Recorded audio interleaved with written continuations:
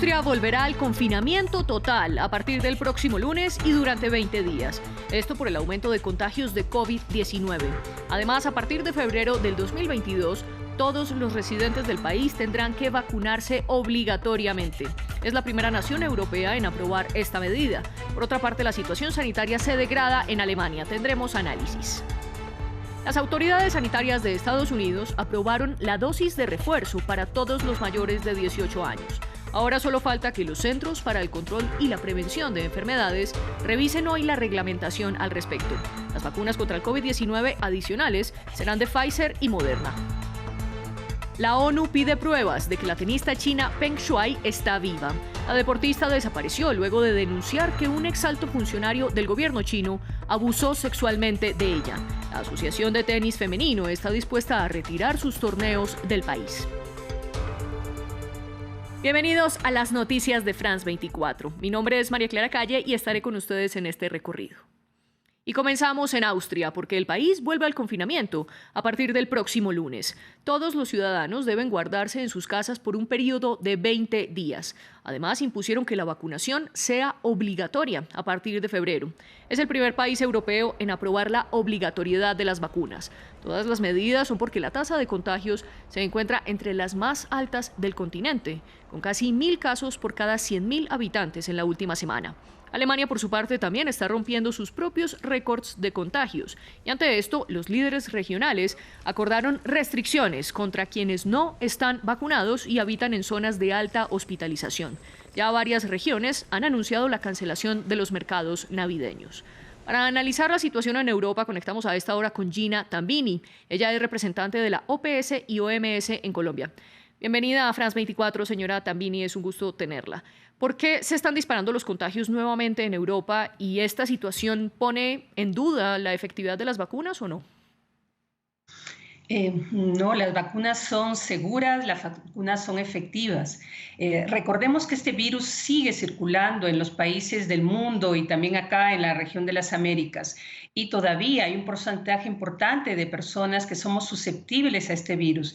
Y a pesar de que estemos vacunados, que tengamos las 2 dosis según la vacuna del laboratorio, el cual hemos recibido la dosis, pues hay un porcentaje de personas que podemos estar expuestos y que podemos adquirir la infección por el SARS-CoV-2 o una de sus variantes. Las vacunas son seguras y efectivas y sobre todo lo que evitan es enfermedad severa, mortalidad y esos casos severos que llevan a la muerte. Entonces, sí, tenemos que vacunarnos, pero hay que mantener las medidas de protección personal y distanciamiento. Eso es lo que hay un relajamiento a nivel de muchos países y es lo que está ocurriendo. Y también falta un porcentaje importante de personas todavía por vacunarse. Tenemos que vacunarnos y mantener las medidas de bioseguridad. Pero además en Europa comienzan de nuevo los confinamientos y empiezan las vacunas obligatorias, como lo estábamos hablando en Austria. Y en la pandemia hemos visto que lo que pasa en ese continente termina por replicarse tarde o temprano en América Latina. ¿Usted cree que iremos a un escenario similar y es posible replicar medidas de vacunación obligatoria en América Latina? Todos los países estamos expuestos a este SARS-CoV-2 o sus variantes.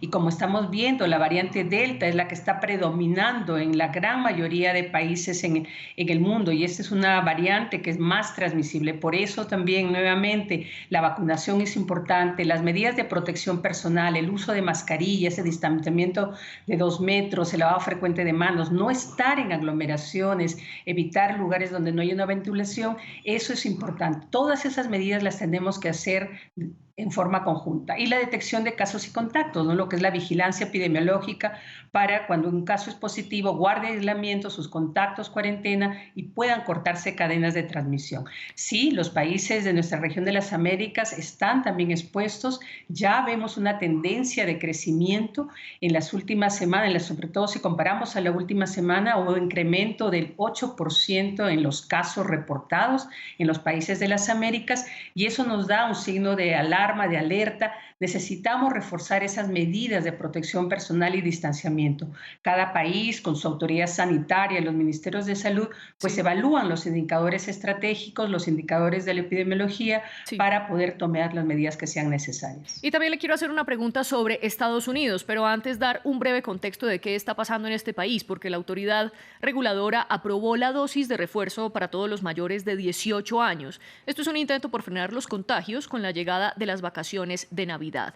Las farmacéuticas Pfizer y Moderna anunciaron la decisión de la FDA de aplicar una dosis adicional 6 meses después de la última. Ahora los Centros para el Control de Enfermedades tendrán que apoyar la iniciativa de vacunación, incluso para que los jóvenes gocen de buena salud. En Estados Unidos es uno de los países más afectados por el virus y al menos el 60% de la población ya está totalmente vacunada. Señora, también en este sentido, las terceras dosis complican más la escasez de vacunas contra el COVID-19 en continentes enteros como África y como ya lo ha advertido la OMS. ¿Cuál es el impacto de ese refuerzo de dosis en Estados Unidos y también cómo esto afecta al mundo entero?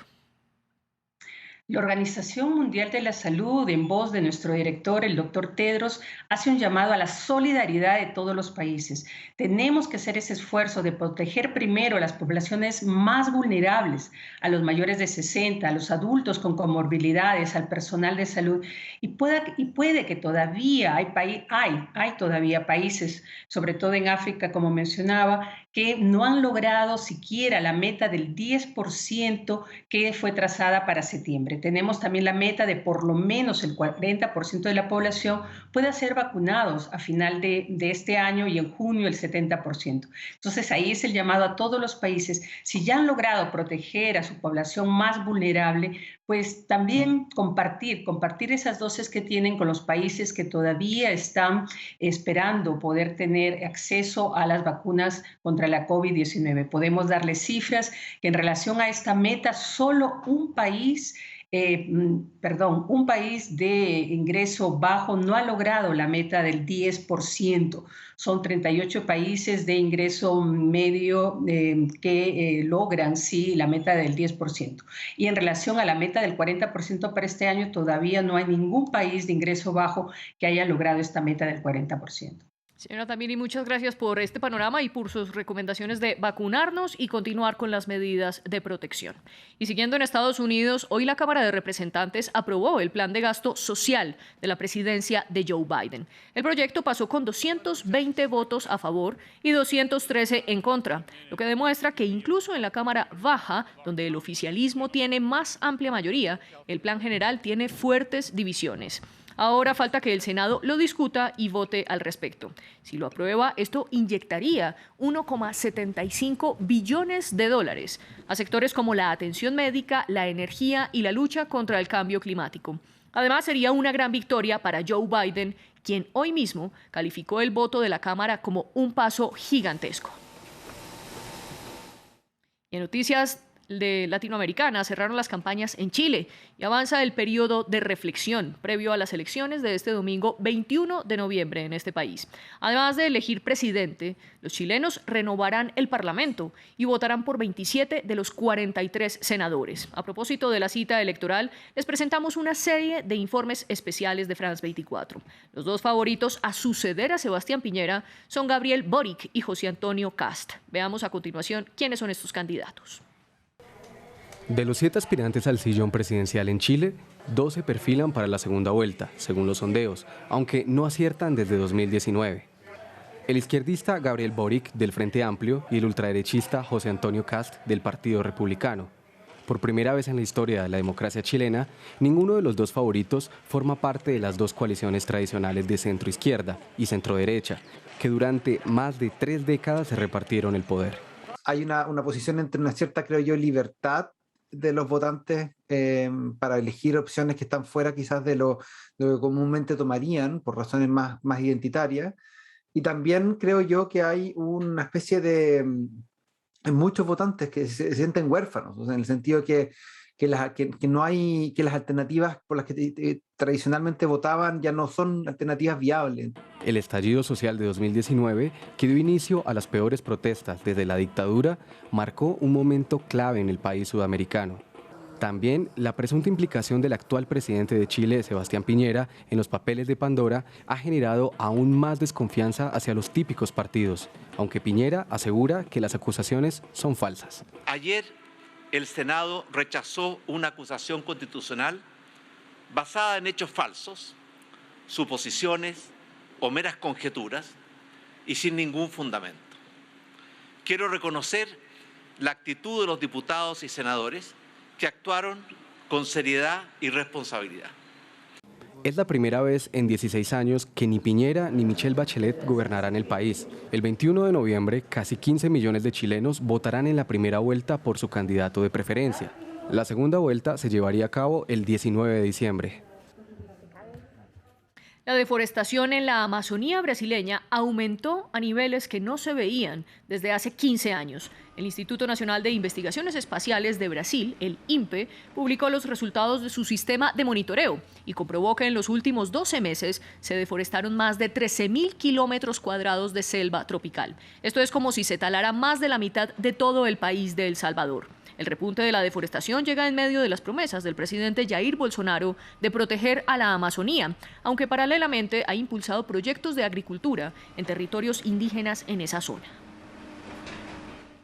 Y la OTAN seguirá respaldando a sus aliados en la crisis migratoria de Belarus, Polonia, Lituania y Letonia. Así lo dijo el secretario general Jens Stoltenberg, tras reunirse en Berlín con la saliente canciller alemana Angela Merkel. La OTAN afirmó que Rusia tiene una actitud cínica por su posible respaldo a los bielorrusos para llevar migrantes a la frontera. Sus palabras se registran cuando la Guardia de Fronteras de Polonia informó este viernes de 255 nuevos intentos de cruzar hacia territorio de la Unión Europea y reportó la expulsión de 45 extranjeros. Ucrania, por su parte, anunció que planea construir una barrera en la frontera de 2.500 kilómetros en sus pasos con Belarus y Rusia el próximo año. Y la tenista china Peng Shuai, ex número 1 del mundo en dobles, sigue desaparecida, mientras las redes sociales se llenan con el hashtag ¿Dónde está Peng Shuai? Este viernes, la ONU le reclamó a China que investigue el caso y pidió pruebas de supervivencia. Desde el país asiático no dan noticias del paradero de la deportista y tampoco responden concretamente a las acusaciones de que un exalto funcionario del gobierno chino obligó a Peng Shuai a tener relaciones sexuales con él. Les contamos más en el reporte de Rodrigo Sedano. ¿Dónde está Peng Shuai? Es el hashtag que se ha lanzado en redes sociales para reclamar a China noticias sobre el paradero de la estrella del tenis. Este viernes la propia ONU se ha pronunciado sobre el caso. Queremos subrayar que es importante saber dónde está y, ya saben, su estado, saber sobre su bienestar y, como he dicho, creemos que sería importante que se investigaran sus acusaciones de agresión sexual contra el ex viceprimer ministro de China, Zhang Gaoli. El pasado 2 de noviembre, la ex número 1 del mundo de dobles hizo dichas acusaciones en su cuenta de la red social china Weibo. Desde entonces se encuentra en paradero desconocido, pese a una supuesta carta suya que lo niega. El escrito fue publicado por la televisión estatal china CGTN. La WTA, el máximo organismo del tenis femenino, duda de su autenticidad. La WTA y el resto del mundo necesitan pruebas independientes y verificables de que está a salvo. He intentado en vano contactarla en varias ocasiones y por varias vías. Peng Shuai debe poder hablar libremente sin coerción o intimidación de ninguna fuente. Preguntado este viernes sobre la cuestión, el Ministerio de Asuntos Exteriores chino ha rehusado hablar sobre el tema. No es un asunto diplomático y no tengo conocimiento de ello. La realidad es que este escándalo se une a los que sí tuvo que responder por acusaciones de genocidio en la provincia de Xinjiang antes de los Juegos Olímpicos de Invierno de 2022. Y terminamos con una luna roja. Anoche y en la madrugada de este viernes, el fenómeno astronómico se pudo ver en el cielo de casi toda América Latina, de Norteamérica y de varios países en Asia y Europa. La luna se vio roja porque tuvo más del 97% de su superficie cubierta por la sombra de la Tierra. Este fue el último eclipse lunar del año y además es el más largo de todo el siglo. El fenómeno duró más de 3 horas, según la NASA. Aquí los dejamos con algunas de las mejores imágenes que dejó esta luna rojiza.